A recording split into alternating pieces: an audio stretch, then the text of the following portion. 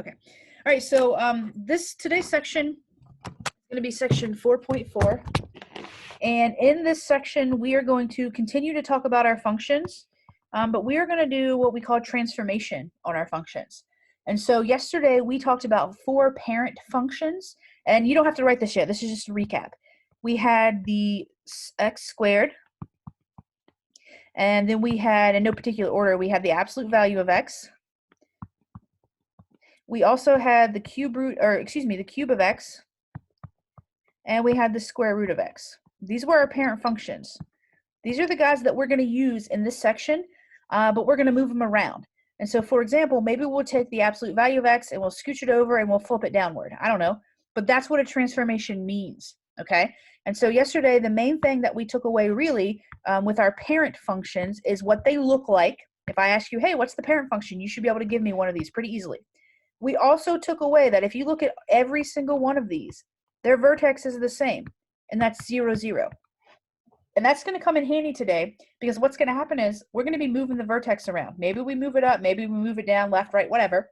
And then based on our new vertex, that's how we're actually going to graph, okay? So the first thing that I want to do is find my notes because, you know, it would help if I had them. Here we go. The first thing that I want to do is write something here for you, and I'm going to explain what this is going to look like.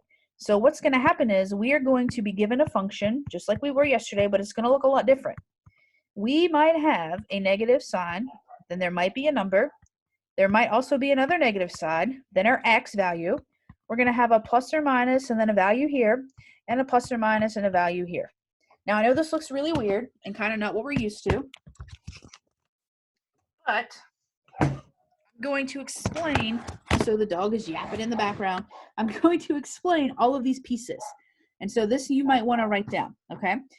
If we have a negative sign right out front of the very first thing, this is what is going to be an x-axis reflection. And when we talk about an x-axis reflection, in other words, in our common words, this just means that it's flipped down. That's it. And so if we were to have that, maybe instead of our parabola looking like this, if we see a negative sign out front, we just know that it opens downward. That's all.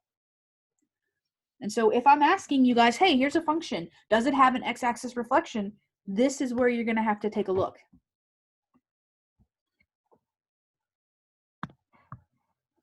Okay. Use a different color here. All right. Oops. That's my x-axis. All right. So the next thing that you see is this letter A. Okay. This is new to you. Okay. We're going to say this. We're going to say if the letter A that you see is greater than the number 1, we call that a stretch. And what's going to happen is our graph, it's kind of like we're picking up the corners. So if this was my graph, it was just the regular old absolute value. If I stretch it, I'm going to kind of pick up the corners and I'm going to get the corners closer to the axis. It's kind of like you're picking it up right here and you're stretching it upward. So it's going to become thinner.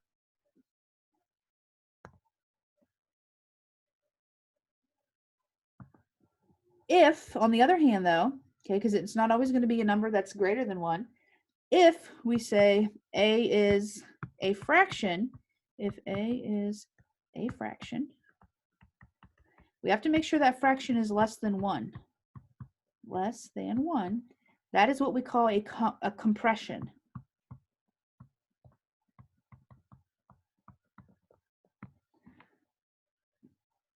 And so in other words, what that looks like, if I had a graph, I'm going to draw it over here on the left-hand side. If I had a graph and it was just regularly the nice, neat x squared parabola, but there's a fraction out front where this a value is, what I'm doing is I'm compressing it. What that means is it's going to get fatter and my line of my graph is going to be pushed down closer to the x-axis, which is why it's a compression. It's like you're standing on top of it and you're compressing it downward.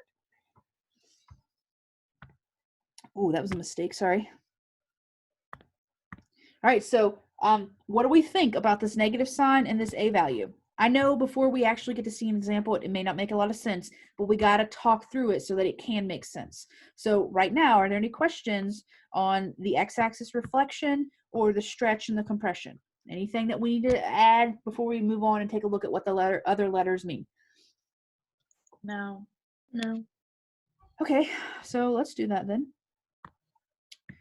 All right, so the next thing that you see is we look inside the parentheses and you're going to see a negative sign that's in front of that X. This is going to be rare. I will tell you that. It's very rare that we're actually going to see this, but we will, maybe probably once, but it's rare. And so if you see, we'll do it in red or in orange here. If you see this negative sign right here, okay, that means there is a y-axis reflection. And again, this is going to be super rare. And so maybe what that means is if I have a graph and, you know, it was a parabola, and if I have a negative sign directly in front of it, well, I know that this is my y-axis. So what that means is it's actually going to switch the parabola on the axis, and it's going to be reflecting about the y-axis. That's pretty rare. You're only going to see it a handful of times, but we need to know where to look. So if the negative sign is on the inside, right in front of the X, that is a y-axis reflection. Okay, the next thing that you see is this plus or minus H. We're going to say if it's plus H, we're going to move to the left. If it's minus H, we're going to move to the right.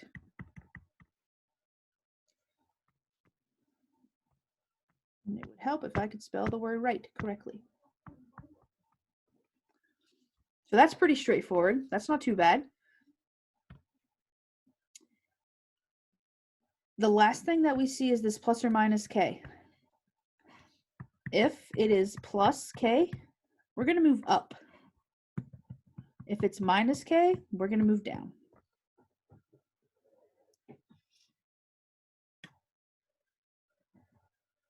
Now, as far as the transformations go, that's it.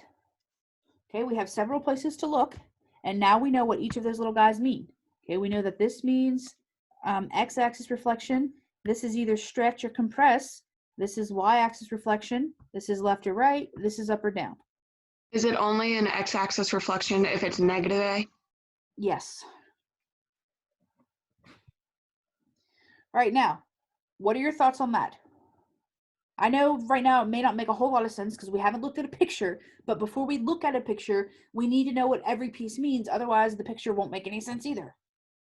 All right, now there's two more sentences that I want to write, and then we will look at an example, okay? But we have to have this stuff written down first. So I'm going to clear this off, and here are the other two sentences that we have to know. These are very important. What's going to happen is when we're transforming our functions, we're going to have to find what we call the new vertex, because that's going to be extremely important. And so when we are looking for the new vertex, we are only going to look at the left, right, and the up, down shifts. And again, as soon as you let me draw a picture, this is going to make more sense, okay? So when we find our new vertex, because every graph that we're going to start with has a vertex of 0, 0, but we're going to have to find its new vertex. In order for us to do that, we're only going to look at the left and right and the up and down shifts. Because if you think about it, if my vertex is here, well, it's either going to go left, right, up, or down. And so maybe I've moved it over and I moved it up and now it's over here. And so that's my left, right, my up, down. So that's important. And then the last thing that we have to understand, you've heard me say the word inside. We're looking inside something. When we talk about inside, I'm asking you to look inside the parentheses, or these are the ABS, absolute value brackets, or a square root.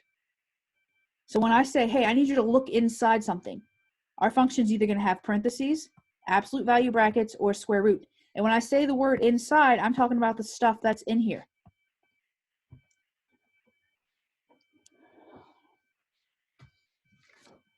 All right, what do we think? Because we're about to dive in and do problem so that we can kind of tie all this together.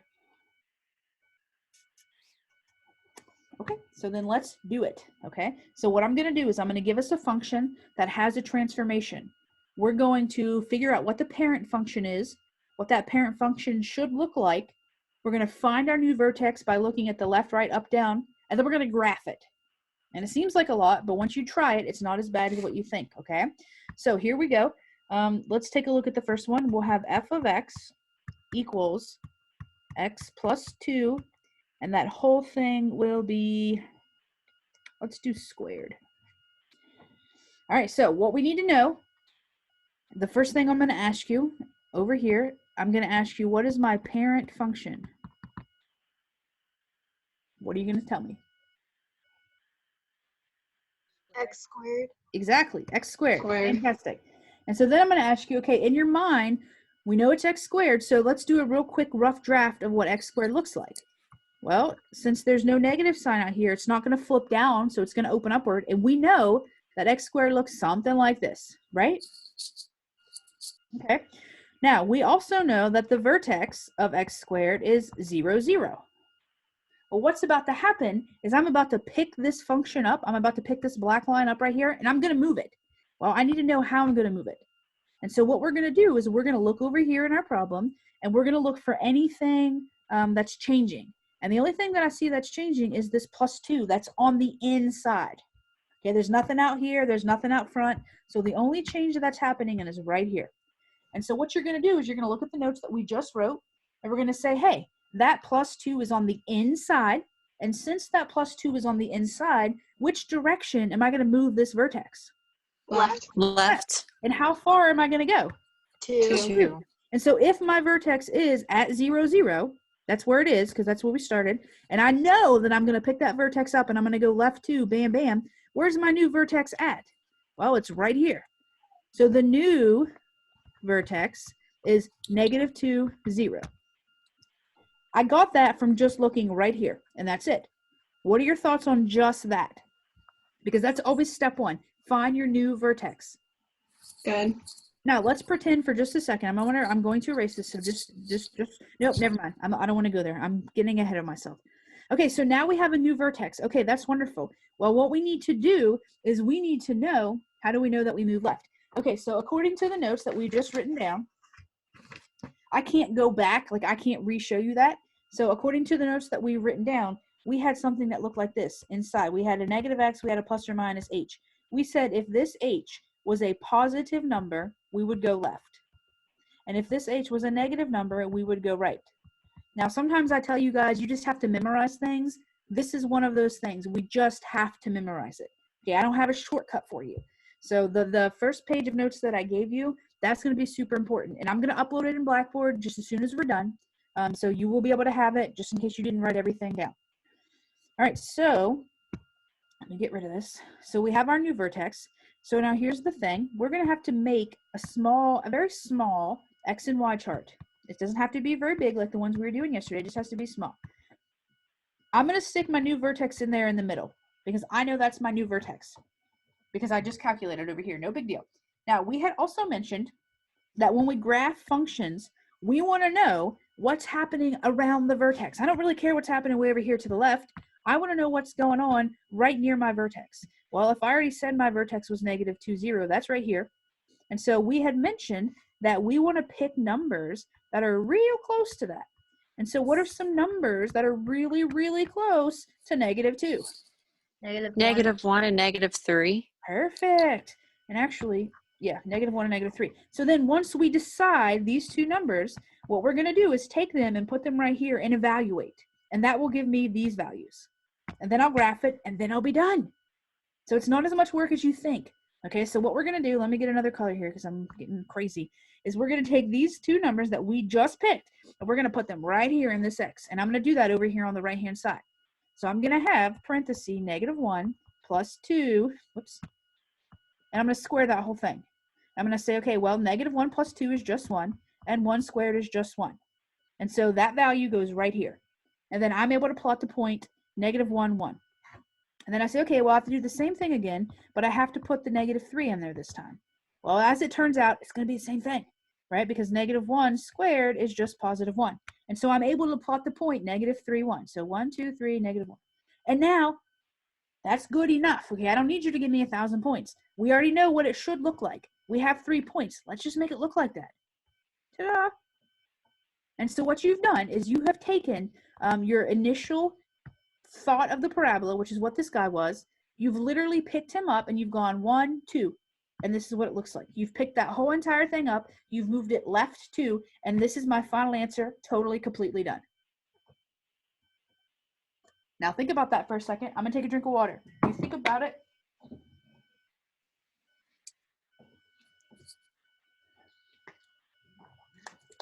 Okay, so, excuse me. My water's trying to kill me. All right, so from start to finish, here's where we started, here's where we ended. What are your thoughts? I have plenty more, not to worry, but this was our initial problem. What do you think? So we're just evaluating like we did yesterday, just plugging in numbers and then finding points. Yes, but the first thing that we're doing, and probably the most important thing that we're doing before we do what you just said, is we are finding this new vertex. And we're basing our X chart off of this guy right here. That's why it's so important that we know if this thing's going left, right, up, or down. Is it going to tell us on the exam to, like, this is a problem where you find the new vertex? So, okay, I tell you what. Hold on just one second. Let me see if I can figure this out with my here. I want to show you guys one thing because that's a good question, okay? And I may have forgotten, so give me 1 second here, please. If you look in Hawks, okay, and you can see what I'm showing you right now. I got to skip around until I find the exact problem I want, so this could take a sec. Of course, it would be probably the last one. That's not it. That's not it. Come on. Okay, so you're going to see a problem that looks similar to this in Hawks, okay? And you're going to see at the tip top where it says v of x equals blah, blah, blah. There's a bunch of things happening in this particular problem. And then you're going to notice over here on the left-hand side, it says horizontal shift, stretch, compress, x-axis, y-axis reflection, or vertical shift. When you see this type of a problem with all of these options over here, Sarah, that's when you know that that's the problem we just did. Okay. Okay, and then as we get further in the lesson and we see problems that look like this guy looks, we will be able to actually answer all of those questions. Right now, we don't know all of that, but we will. Okay, so that was a good question because I may have not, I probably would have eventually remembered, but maybe not. Okay, so let me get back to... On the exam, though, like if we have a problem like that, do you want us to, how we have to write down the problems and show our work, do you want us to draw that graph? I will, and I'm going to show you how to do that, okay? That's why we're drawing the graph like we did, okay? That's why I'm giving you guys this right here, okay?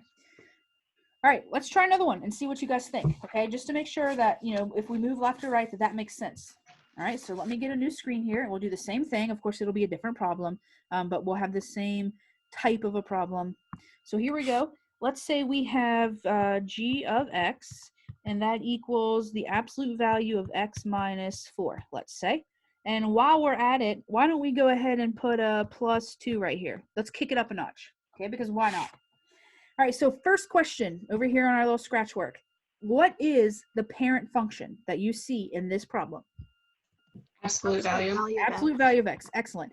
And before we just make our graph, we're going to look over here and say, hey, look, there's no negative. So that tells me that my parent function, we know, has 0, 0, and it's the V shape, so we know it's going to look something like that. So now what we're going to have to do is we're going to have to look in here and find our changes.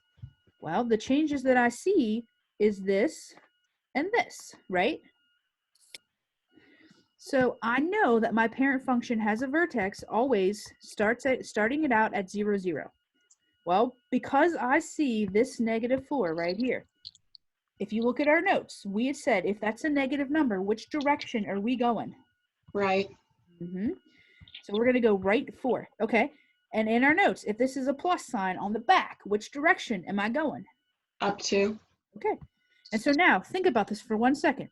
If I start at my vertex of 0, 0, and I go right 4, 1, 2, 3, 4, and then I go up 2, and I put my new vertex, what's this point that I just created? What's this point in blue? That's my new vertex. Well, what is that point? 4, 2. Yeah.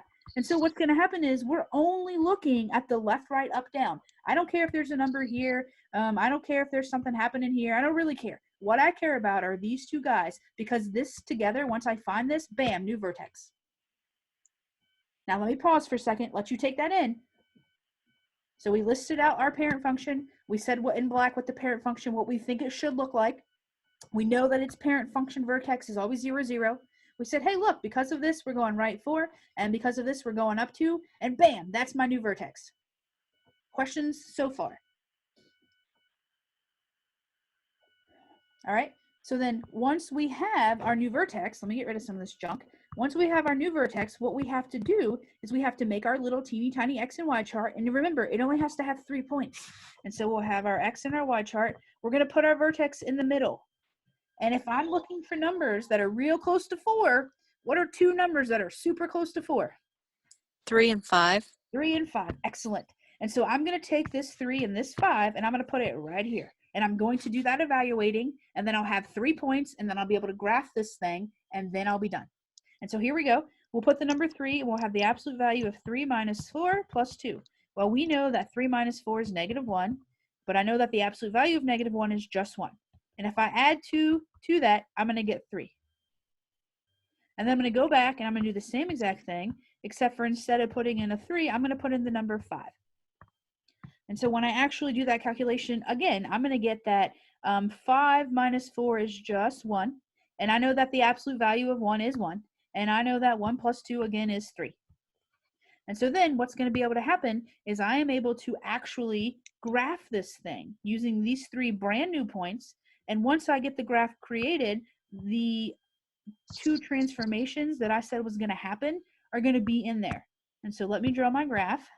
And so I started at 0, 0, like you said. 1, 2, 3, 4, 5, okay. And now I have these 3 points to graph. So I'll graph the point 3, 3. So 1, 2, 3, 1, 2, 3. Okay. I'll graph the point 4, 2, which I already know is my vertex. So 1, 2, 3, 4, 1, 2. Okay. And then I'll graph the point 5, 3. 1, 2, 3, 4, 5, 1, 2, 3. And bam. I look back at the beginning where I said what my graph should look like. And I'm going to make those points into the best V shape that I can. And so what has happened is from the beginning, what you've done is you've picked up this black graph and you have gone to the right 2, you've picked them up, you've gone, or excuse me, to the right 4, you've gone 1, 2, 3, 4, and you moved him up 2, and now here he is. And now you are completely and totally done. I have a question. Absolutely. So whenever you find out that you're going to the right 4 and up 2, aren't you just moving every single point right Yes, 4 you up are. 2? Yes, you are. And it's okay to do that if the graph is only going left, right, up, or down. However, here in about 2 minutes, we're going to have some that's not the only thing that's happening. And once that is not the only thing that's happening, once we start stretching and compressing and flipping, it's going to be really hard for you to just move those points, which is why I'm asking you to make this chart. But Sarah, yeah, you're right. That's all we're doing.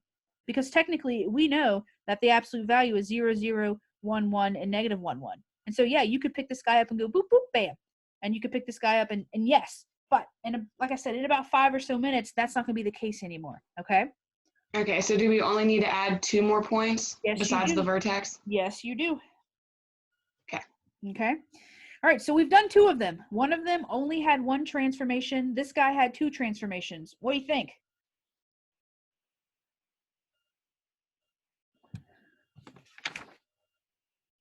Need Okay. some more practice. Oh yeah, definitely. But it's not impossible, right? It's seemingly, pretty okay. All right. So let's take a look at what happens then when I throw a negative number in here somewhere along the line, because we haven't seen that yet. Okay. I mean, a reflection. So what if I have a problem? Let's say it's f of x equals, let's say negative x squared. I don't know. Let's do -1, let's say. And so here's my function. And so the first thing I have to ask myself is, what is the parent function that I'm manipulating here? X squared. And in my mind, I know that x squared is just a parabola and it looks like this. However, okay, because I see this negative sign, what does that tell me about my new function? What's going to happen to it? You're going to reflect it down. I'm going to reflect it down. So technically, this is the x-axis. And because of this little guy, I know that wherever my new function is, it's going to be reflected downward. Absolutely. Okay, so now I also know from my normal function, or from my parent function rather, that the vertex is 0, 0. Well, I need to look inside my new function, which there is no inside, right? There's no parentheses, there's no square root symbol, there's no absolute value symbol. So I'm not going left or right. However, on the back of this, I have this -1. And so that -1 tells me that I'm going to do what? Go right. No. I don't know. It's not on the inside. Remember, inside we said parentheses, absolute value symbols, or square root. None of those are there. Okay, so in this particular case, this little -1, he's telling me to go down 1. And so if my vertex is 0, 0, and I move it down 1, what's my new vertex? Well, isn't it 0, -1? Somebody say yeah, because that is true. Right, down 1. Yeah. This is on my y value. So this little guy was a 0. Now he becomes a -1. And so now what has to happen is I have to make my x and y chart. And I will do that. So I will do that, x and y chart. And my new vertex is 0, -1, right? Well, what are some numbers that are pretty close to 0? How about 1 and 2? -1? Well, -1 and 1. yeah, let's do -1 and 1. And so what's going to have to happen now is I'm going to have to take this -1 and this 1 that I've chosen, and I'm going to put them right here. And so I'm going to have the opposite sign, and then I'm going to have my -1, which was going to be squared, and then I'm going to -1. And so I have to do this part first. I have to do the squaring part first. And so -1 squared is just +1. However, this little guy's hanging out there, so he's going to give me a -1. Well, -1 minus 1 is -2. And so I'm going to do the same thing again. I'm going to put a negative sign. I'm going to put my +1. I'm going to square it, and I'm going to -1. Well, again, I know that 1 squared is just 1. And then the opposite of that is a -1. And -1 is -2. And so now I have my points. And so now I'm ready to actually graph and see what this looks like. So let me get rid of all of this work. And so then what I'll do is here's my graph, and here's some points. And I know that I have these 3 points right over here that I want to graph. So I'm going to graph -1, -2. And then I'm going to graph my vertex, which is 0, -1. Okay. And then I'm going to graph my other point, which is 1, -2. And you already told me from the get-go that it should be a parabola opening downward. And when I do that, it is. And so what I've done is I have taken this little guy right here in yellow, and I have scooted him down 1. I've picked it up, and I've moved it down 1 unit, and now here he is. And now I'm done. So this particular function had 2 transformations. The transformation, this guy, which flipped me over the x-axis, and this guy, which made me move it down 1 completely. What are your thoughts on this? Good. Okay, so not too bad, right? Okay. It's just So- a lot of little steps and looks to remember. I know. That's why we're doing several problems, and that's why I am going to upload the handwritten notes that I have for you. So in case you forgot something, or in case you didn't write everything down, that you'll be good to go. All right. Okay. So let's try another one. This one is going to look different because it's going to contain a stretch or a compress. So it's going to look a little bit different, but that's okay. So g of x. Hey guys, if you're not talking, could you mute yourself? Because I hear a bunch of rustling. It's kind of hard to hear. Thank you. Okay, I have g of x equals, I'm going to have a 5 out here. I'm going to have the absolute value of x, and then I'm going to have +2, let's say. And so the first thing that we have to do over here to the side is we have to look at this new function, and we have to determine what is my parent function. Absolute value. Absolute Of value of x. x. And in my mind, I should be able to conjure up the idea that the absolute value of x is a v, and that the absolute value of x has the vertex 0, 0. Now, I'm going to come back over here to my function that I've given you. I'm going to say, hey, look, there's a 5 out here. Well, that's technically my a value, so to speak. And in this case, my a is greater than 1. And so because of that, I just need one word. Is this a stretch or is this a compress? Stretch. Yeah. Okay, and then I have this guy over here. It's a +2 on the outside, right? Remember we said in here is inside. We don't have anything on the inside. This guy's on the outside. And so because of that, what does this +2 mean? It just means up to.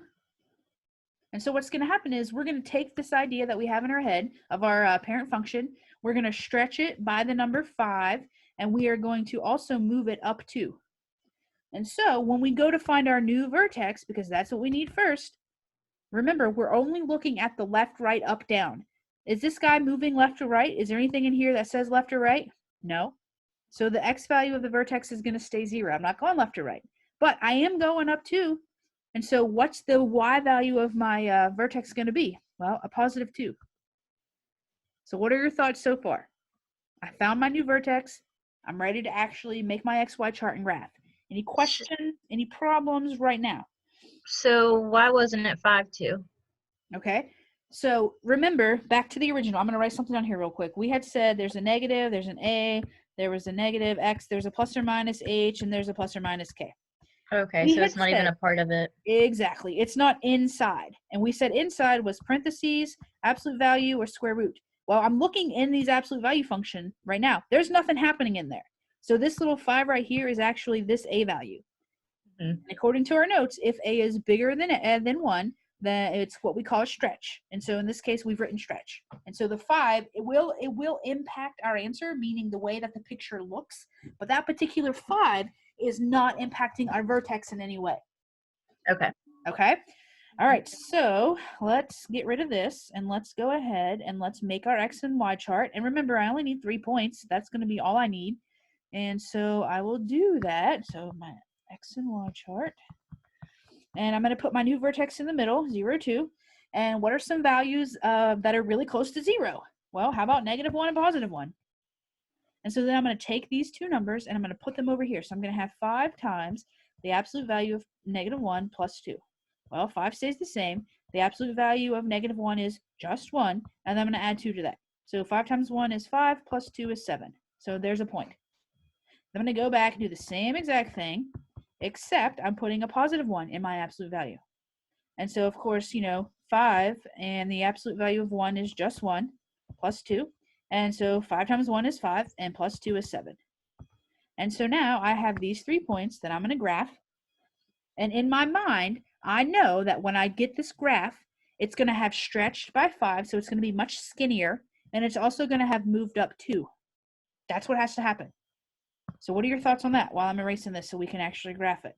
We found our new vertex. We picked some X values that were right around that vertex. And now we're ready to actually put these 3 points on a graph and see what this thing looks like. Okay, so let's do that then. All right, so I will graph the point -1, 7. So left 1 and then up 7.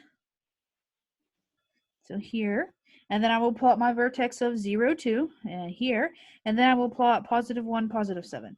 And then I already knew from the get-go that this is supposed to be a V. And so I will draw these dots together the best I can in the shape of a V. And you're going to notice that this guy is much skinnier than my regular absolute value function. In addition to it being skinnier, the vertex has moved from 0, 0, which was right here, up 1, up 2. And now we are completely and totally done. And so your final answer is this graph right here. All right, what do we think? I feel like if I follow along with my notes, I'll be okay. Yeah. Well, and you're going to be able to follow along in your notes for a while, right? And that's how you learn. Right. That's how you practice. And then eventually, hopefully, fingers crossed, you're going to take your notes away, right? And you're going to continue to do this. That's the goal. Yeah. All right, now let's do another one. And the one that we're about to do, I'd like for it to be the last one for now so that we can move on, but it doesn't have to be. But it's going to have several transformations. And I want to show you what that looks like and how easy it is to do, even though it looks like there's a lot. Okay, so let's do one more and just see what we think. So let's have g of x equals -2. And I'm going to have the square root symbol. And underneath of it, I'm going to have x plus 1. And then on the outside, I'm going to have plus 3. So this is a big one. Okay, it's a big function, so to speak. All right, so first things first, as always, I'm going to come over here and we're going to say, okay, what is the parent function that I'm dealing with here? Square root. The square root of x, yes. And in my mind, I should be able to remember that the square root looks like the dolphin, like we said, right? It's just a half of a parabola heading off to the right. Okay, Well, I have to come back over here to my actual function, and I see a lot of things happening. This means something, and this means something, and this means something. Oh my gosh, 4 transformations happening. Okay, so the first thing we have to realize is, hey, what's this guy mean? Because it's negative. X-axis reflection. Yes, so I know that my guy is going to open down. Okay, so that's step 1. Okay, good. This 2, since it's in front, that's my A value, so to speak. Since it's greater than 1, is this a stretch or is this a compression? Stretch. Yeah. Here's the way I remember that.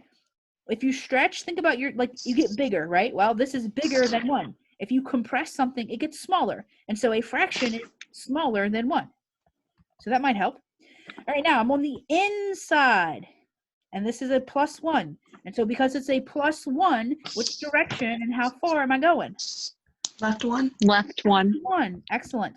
And then since this guy is on the outside and it's a +3, what am I going to do? Up 3. Exactly. Okay, so now I have to go back to my parent function for just a moment. I know that this parent function, as all of them, the vertex is 0, 0. When I go to find my new vertex, all I do is look at the left, right, up, down. For the time being, I don't care about these 2. So here's my left, right, up, down. So that means that my new vertex, if I go left 1, that's -1, right? And if I go up 3, well, that's a +3. And so by just writing down everything that I've just done, bam, there's my new vertex, just like that. What are your thoughts on that? Good. Good? Okay. So now what has to happen is we are ready to make our XY chart, including our new vertex, and come up with some other values. So here's my X, here's my Y. I'm going to go ahead and put my vertex in there. Now, we have not done one yet that has a square root, okay? So here's what we're going to do, and I know this is going to sound really weird. Typically, we just say, oh, and I think, Sarah, you asked me this question several moments ago, can't we just move the points around? And I said, yeah, but not always. Here's one of those but not always. Think about this for just one moment. If I take this -1 and I put it right here, -1 + 1 is 0. I can easily take the square root of 0. Typically, you guys probably want to tell me what? Let's see. Hey guys, mute yourself for me. You probably want to tell me -2 and 0. But here's the problem, okay? Square roots are a little bit different. Think about this for one moment. If I pick -2 and I put it right here, -2 + 1, well, that's the square root of -1. Technically, for the time being, we're not allowed to take the square root of a negative number. So, we don't want to pick -2. Well, if I were to take the number 0, and bring 0 in, I could do that because 0 would give me just a +1 under that square root symbol. So you want to stick with positive numbers? Okay, not necessarily. Okay, so hold on. What I'm trying to say here is when we're dealing with the square root is when this is going to apply. We want to pick numbers, okay, that are going to allow this guy as a whole to be positive. So Sarah, sometimes that may not be, we may not always have positive numbers over here. Because look, we have a -1. That worked out okay.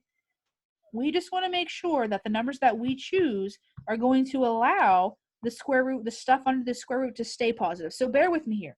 So what if I chose the number 0? Because 0 is close to -1. If I put a 0 right here, is the stuff under the square root still going to be a positive number that I can take the square root of easily? Yeah.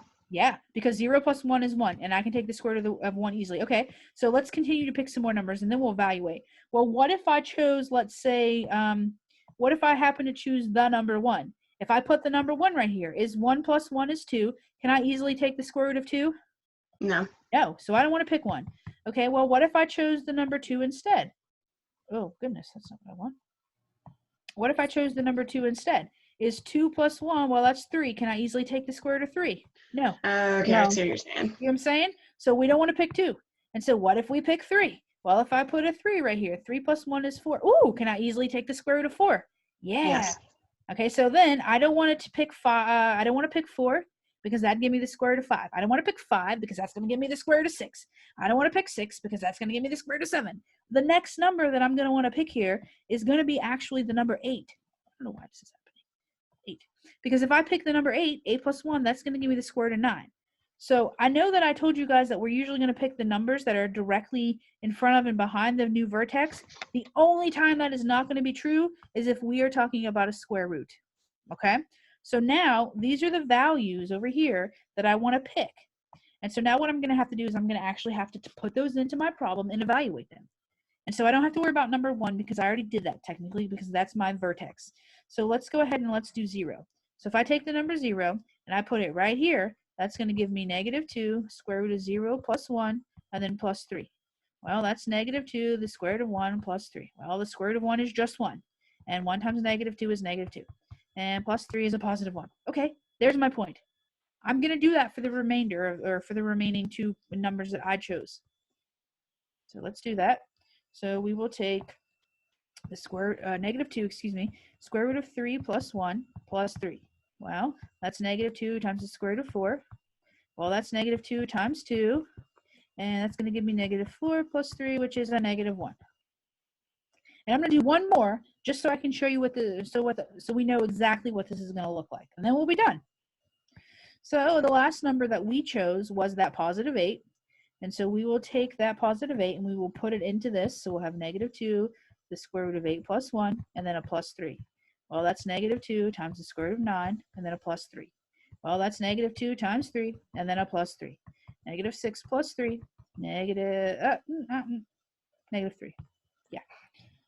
Okay. What are your thoughts on that part? Will you keep that up for a second? I sure will. Thank you. I'll take a drink of water.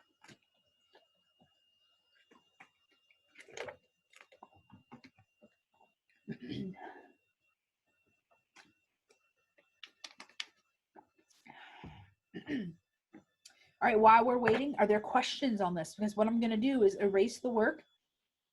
I'll leave the XY chart up, and then we're going to graph, and we're going to examine and hope that we open down and that we stretched it, meaning it's a little fatter, or a little thinner, excuse me, and that our new vertex is -1, 3. So we ready to give this a shot? I think that was Taylor speaking. Are you ready? Yeah, I was just trying to write that down. I'm ready. Okay. All right, so let me get rid of this work here in the middle, and then we'll graph it, and we'll say, okay, we're done. And we'll have successfully graphed 4 transformations in 1, which is pretty cool if you think about it. So here is my graph. Okay, and so here are the points that I'm going to graph over here on the left. So the first one is -1, 3, so -1, 3, which happens to be my vertex. Now remember, we have our square root, so this is a weird looking guy anyway. Okay, so the answer is going to look super weird, but we know that that's okay. Then I have the point 0, 1. Then I have the point 3, -1, and then I have the point 8, -3. And if you think about it, look back up here for just a moment where we started, we know this is that like a half a parabola, that weird little what we call dolphin, so to speak. And so what's happened is we have flipped this thing upside down. And so even though these 4 dots look like nothing, you know that they're supposed to have this shape. And so what you can do is just casually make that shape happen and put your line off like that. Now I know this doesn't look like a super great one because it's like, what is this? Well, if you think about it, the square root of x looks weird anyway. Okay, and so what we've done is we've picked this guy up, we've flipped him upside down, we've moved him left, and then we've moved him up, and we've also stretched him a little bit. And so that's why it looks so weird. But my final answer is right here, done. So what would happen if, like at the point, crap. At the point where it begins and then you go down, what if we kept that going? What if we would have done what? Like the -1, +3 Right here? for the new vertexes. Like what if we made it like a straight line and kept it going? You mean if you would have drawn something that looks like this? I'm not quite sure I understand what you're asking me, to be honest with you. Like, I know I'm trying to figure out too, like where the -1, +3 is, if we'd not stopped the line there and went down, but kept that line going up to the... Oh, okay. So I think what you're asking me is this. Let me get a different color. If you would have accidentally gone like this. Yeah, because that's what I drew, and then I looked up and... Okay, so if you would have done this pink line, unfortunately, you would have been wrong. And here's why, okay? Since we found our new vertex, If you remember the other day, the vertex is where the graph changes direction, so to speak. Well, if you look back at our parent function, right here is where our vertex is, 0, 0. This is one of the reasons why it's so important for us to understand what the parent functions look like. This little parent function up here, he doesn't have a tail that keeps going. And so when I redo him, he can't have this tail. It has to be this guy right here just flipped somehow. That's why. Gotcha. Okay, so, and of course this will take practice, you guys. I mean, I don't expect you to bam, get it right away. It takes practice, all right? Okay, so for the time being, I would like to pause on these, okay, because we've done several. Now you got to let it soak in and try a few on your own maybe. And I want to talk about the next topic in this section, okay? So let's do that. And like always, when we're done, we can always backtrack, or you can always, ask me one-on-one or whatever. But what I want to talk about next is something called the symmetry of functions. And so here's what that's gonna, whoops, if I could spell it. The symmetry of functions. So what's gonna happen is we've been graphing a lot, okay? But we've also been working with just functions as far as algebraically goes. And so when we talk about the symmetry of functions, there are 3 things that could happen, okay? The first one that could happen is it could have y-axis symmetry. And what that means, a picture of what that could look like, is something that is reflected as a mirror image on this y-axis. And an example of what that could look like is maybe something that looks like this. This could be a function that has y-axis symmetry, which means if I could pick this function up and fold it out on this yellow dotted line, these 2 lines would meet each other up perfectly, like our palms did yesterday. That's what symmetry means. If I could fold it on this yellow line, they would be mirror images of each other. Now, it's going to be easy for us to look at a graph and determine if that's true. Okay, another example could be, I'm going to draw it on the same one. Maybe we have a parabola, and it's just x squared, and it's opening downward, though. If I could fold this along the yellow dotted line, these red lines would match up perfectly like our palms did. It's easy to look at a graph and figure that out, okay? But sometimes we're not going to have a graph. Sometimes we're going to have a function instead. And so what's going to happen is, in order for us to mathematically determine if a function has what we call y-axis symmetry, if we're given f of x, the question is going to be, is f of x, wait, no, hold on, don't write that. Let me back it up. In order for us to determine this, here's what we have to do. If f of negative x, and just bear with me through this writing, is equal to f of x, then we say that this is symmetrical. So then we say that it is symmetric with respect to the y-axis. And in picture form, that's what we're saying over here. So let me let you write that down, and then I'll explain further what this means, and we'll do an example just to make sure. So if something has y-axis symmetry, I can fold the y-axis, they would touch each other perfectly. In order for me to mathematically calculate that, because again, I'm not always going to have my graph, here's what I have to do. Okay, so I'm going to erase these graphs, and we're going to do that so that that makes more sense, because right now that doesn't mean anything to you. So what this says, okay, what I have circled in green, it says, I should have included this, if f of negative x equals f of x. What this means is this. We are going to replace the x in my function with a negative x. Then we will simplify. Okay, then simplify. Once we simplify, if we get what we started with, we get what we started with. In other words, if it's the same exact thing, we call this an even function. And we say that it has y-axis symmetry. Now, write that down, and then let me show you, okay? So if we take our function and we replace the x that's in our function with the negative x, and then we simplify, If we get exactly what we started with, then we say, hey, this is an even function. And because it's that, I can say it has it has y-axis symmetry. And I know this doesn't mean anything to you yet, but I got to show it to you. Okay, so write this down. We'll do an example. Replace x with negative x, simplify. If it's the same exact thing, hey, it's an even function. Okay, exact, even. When that happens, it's y-axis symmetry. Done. So what I'm going to do is erase a little bit of the writing over here on the left that we already have probably, and I'll show you what this means. Okay, and I'll leave the green up so that you can read it and see it and be like, oh, okay, that's what that means. All right, because right now I know it doesn't mean a lot to you. So here is an example of what I'm trying to show you. Okay, so maybe we have f of x equals 1 over x squared.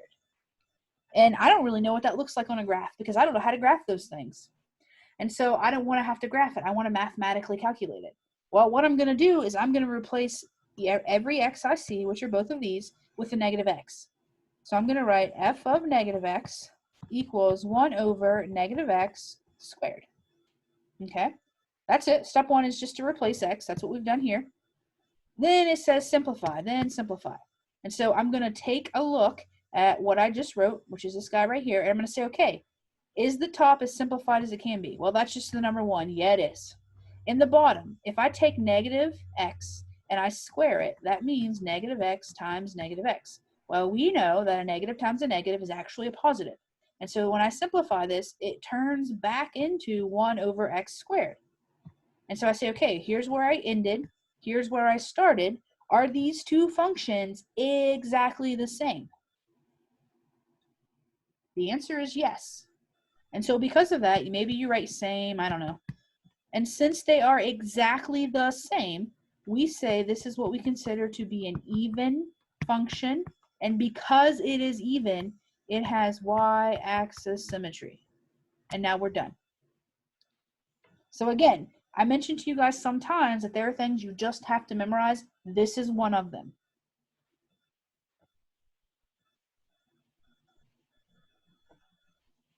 Alrighty.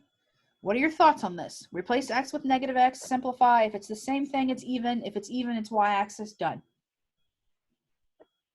Any questions on this one? Okay, well, we've talked about something called an even function. Let's talk about something called an odd function, okay, because you have a choice. It's either even or odd, or it's neither. And so let's take a look at something, the second one. That was the first type of symmetry. The second type of symmetry is what we call origin symmetry. And we know that the origin is the point 0, 0, okay, origin symmetry. And so in order for us to test this thing, we're going to do, we're going to say if we plug f of negative x in, then that has to equal the opposite of what we started with. So we're going to do the same thing. We are going to replace, let's see, oh, I've spelled it wrong. We're going to replace x with negative x. If we get the opposite, then it is an odd function. And we say, if that's true, that it is symmetrical. Oops, oh my gosh. With respect to the origin. Now, the cool part about this one, look at all those O words. Opposite, odd, origin. That's going to help you remember that. So we're I have going a question. Yeah, go ahead. How do you know to check for even or check for odd? Okay, so the thing is, we're actually doing the same thing. The outcome is what we're looking for that's differently. So if I give you a function and I say, hey, is this thing even, odd, or neither? Regardless of what the answer is, the way that you're going to test it is you're going to plug in the negative x. And if you get the same thing, it's even. If you get the opposite, it's odd. If neither of those two things happen, so the test is always the same. The outcome is what's different, okay? Okay.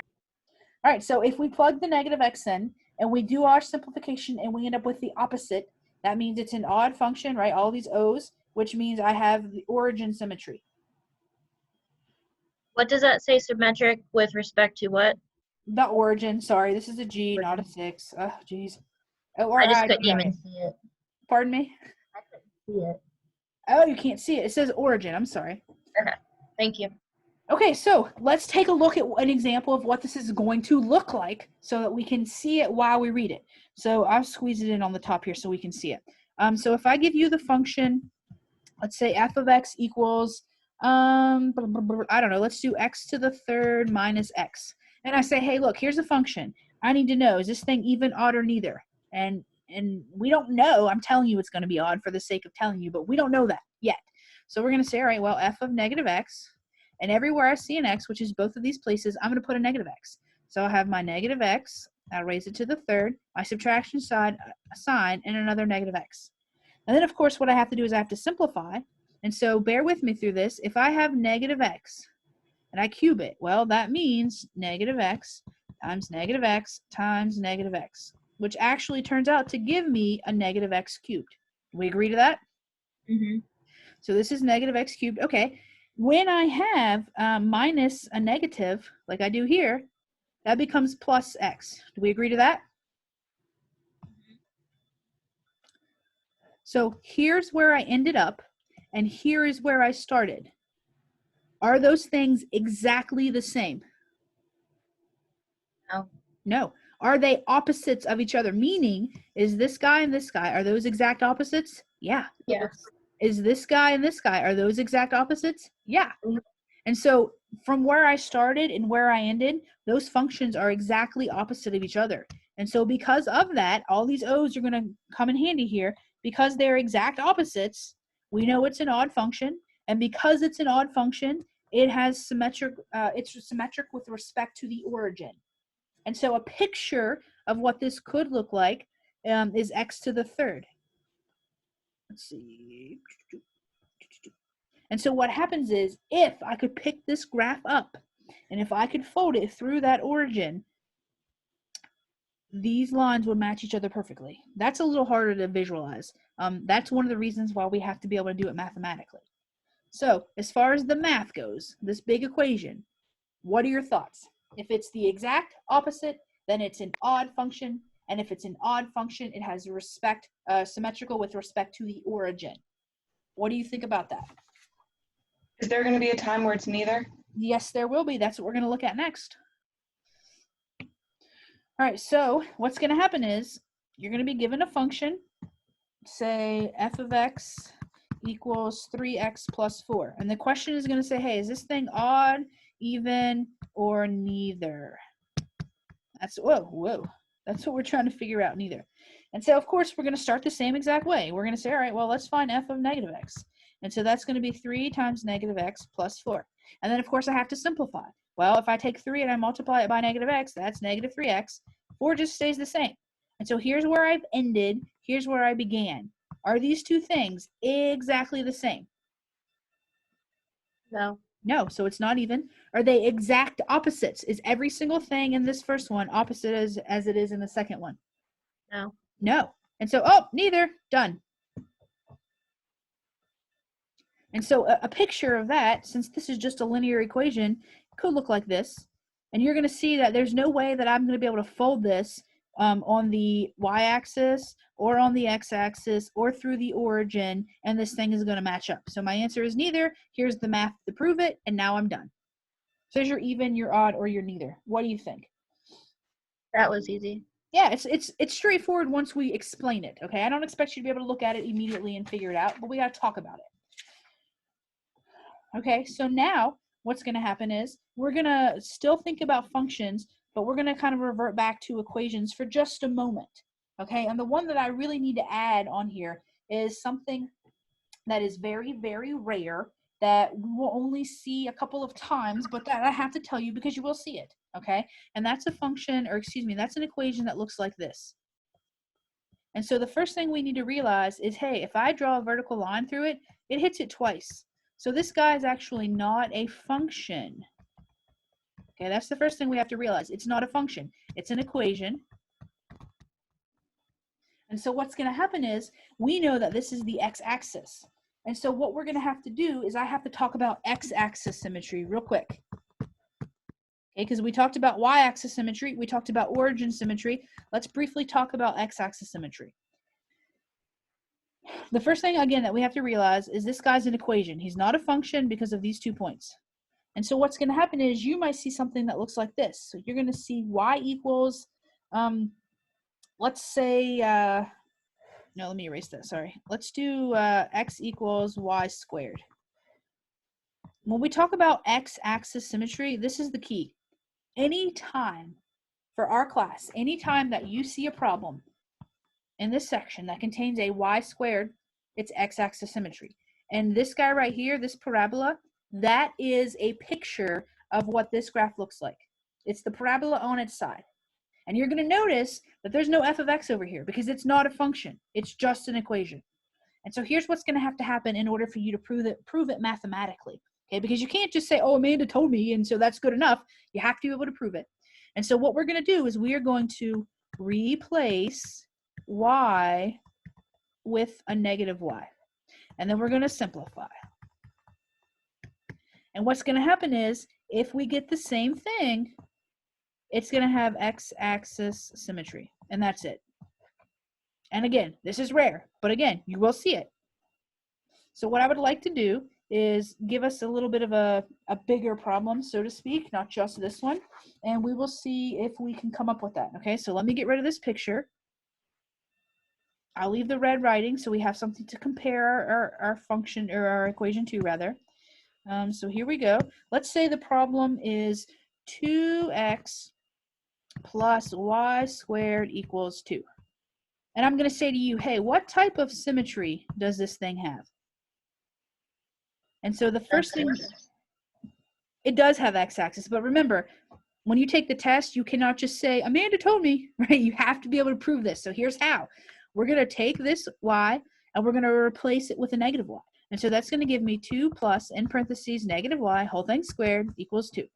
And now I have to simplify, just like I normally would. And so 2x stays the same. Well, if I have negative y and I'm squaring it, doesn't that just mean negative y times negative y? And isn't a negative times a negative a positive? And so what's going to happen is this is going to become plus y squared equals 2. I'm going to say, okay, well, here's where I ended and here's where I began. Are these two exactly the same? Yes, they are. And so because that is a true statement, I have my x-axis symmetry. And again, I have something that looks like this. And now I am totally done. That's it.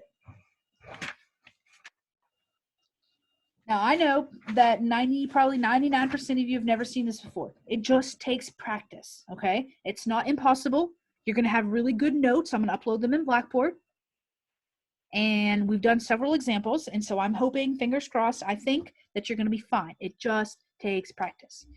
All right, now I know we're a little over our time, but there is one more topic, and it's very brief, that I want to go over just to make sure you've seen it, because we're heading into the weekend. And so I want you to have, all day Friday, Saturday, and Sunday to work and ask me questions before we come back together on Monday. So if you can give me 10 more minutes, we'll be totally done. Okay. So, but if you have to go, I understand. And I'm going to upload this Zoom on Blackboard later. So what we have to talk about next and last, if you happen to look in the notes, it says intervals of, and then it says like monotonicity or something weird like that. A huge word that I can't even say, okay? But here's what it looks like. It's M-O-N-O, don't write this, T-O-N-I-C-I-T-Y. I'm not a very good speller. I'm not a very good reader, so to speak. So guess what? Don't want that word. What we're going to say is we're going to say increasing, decreasing, and constant. That's what we need to know.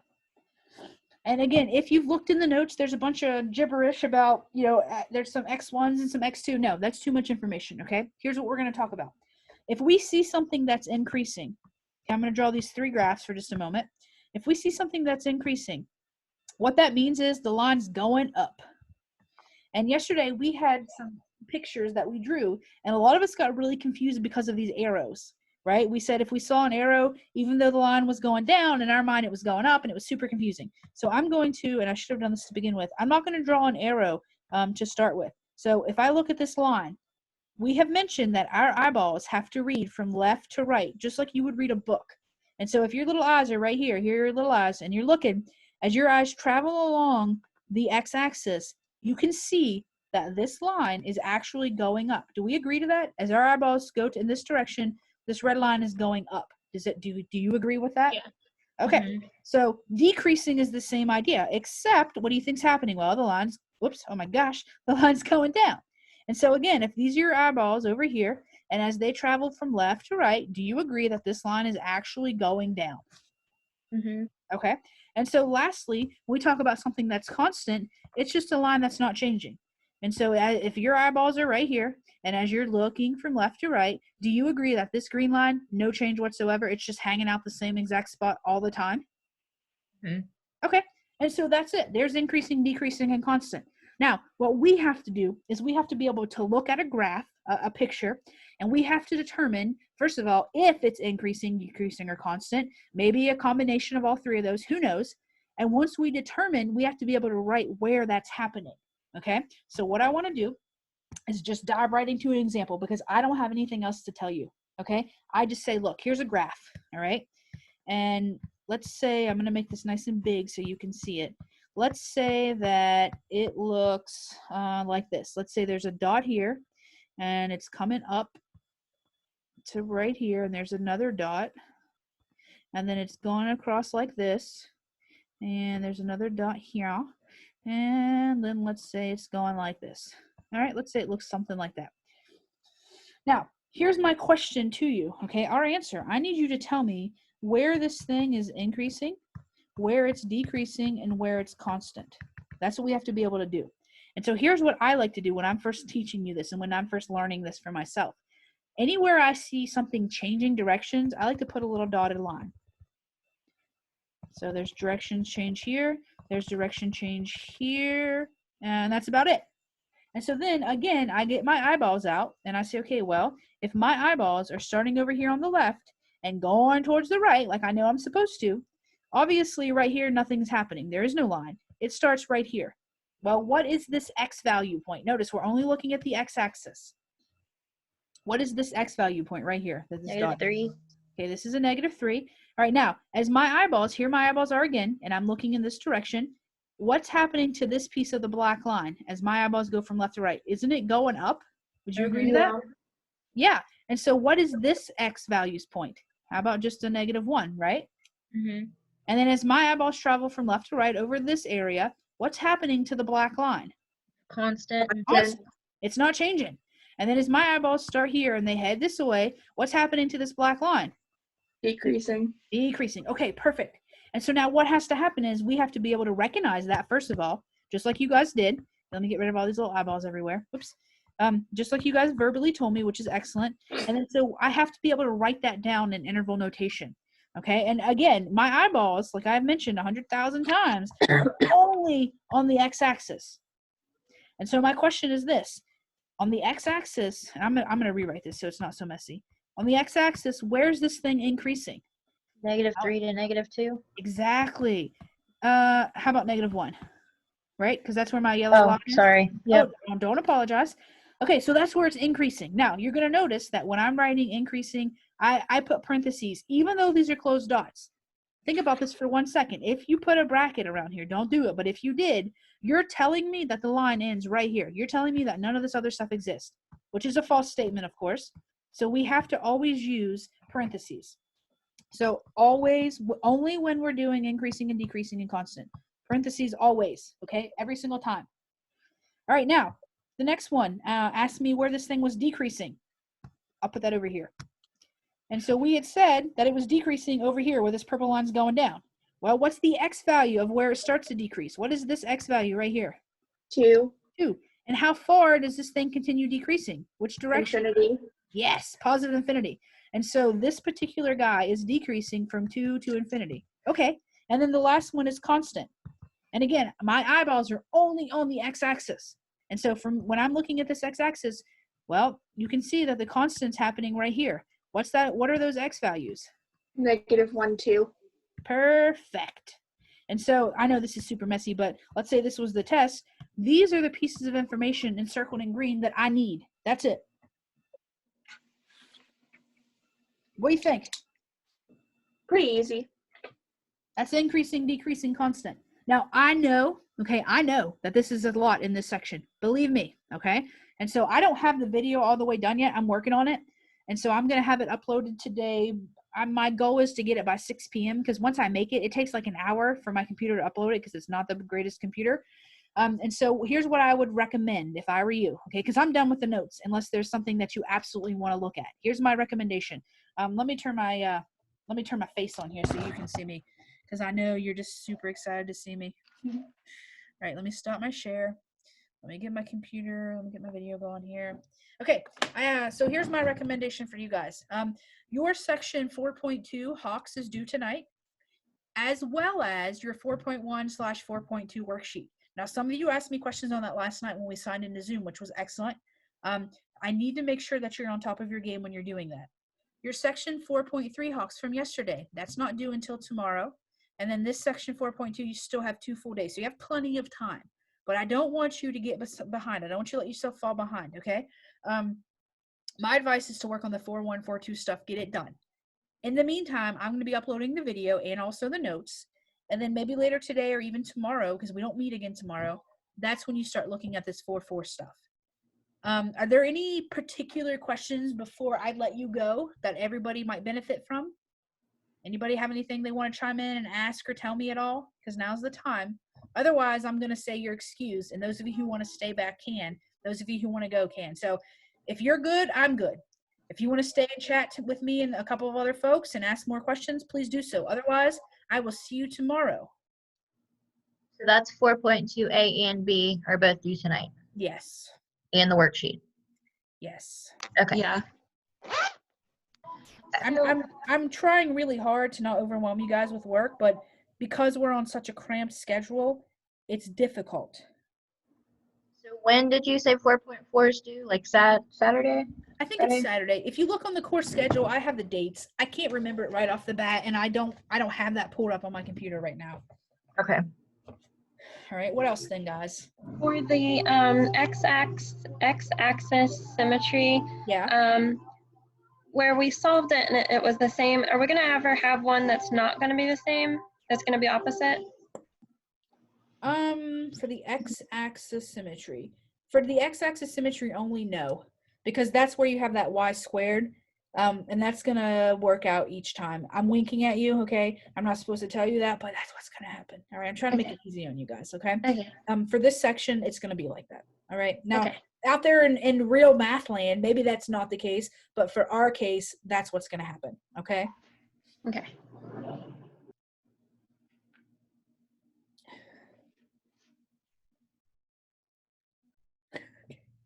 It's all right, Vanilla Jack. I don't care. Okay, so anybody else have questions before you guys go? I'm more than happy to stay and do more problems, or I can turn you guys loose. I'll probably Zoom you guys later tonight again, honestly. Maybe around the same time. That'll give you guys some time to work. It'll give you some time to ask me questions before your homework's due. Anything at all. Otherwise, I'm going to peace out. I think I'm good. Okay. Message me in the meantime, okay? All right. Thank Alrighty, you. I'll talk to you later. Bye. Kate, are you still there? Can you hear me? Can you see me?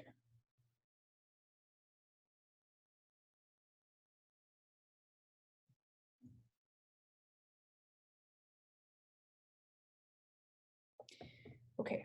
No.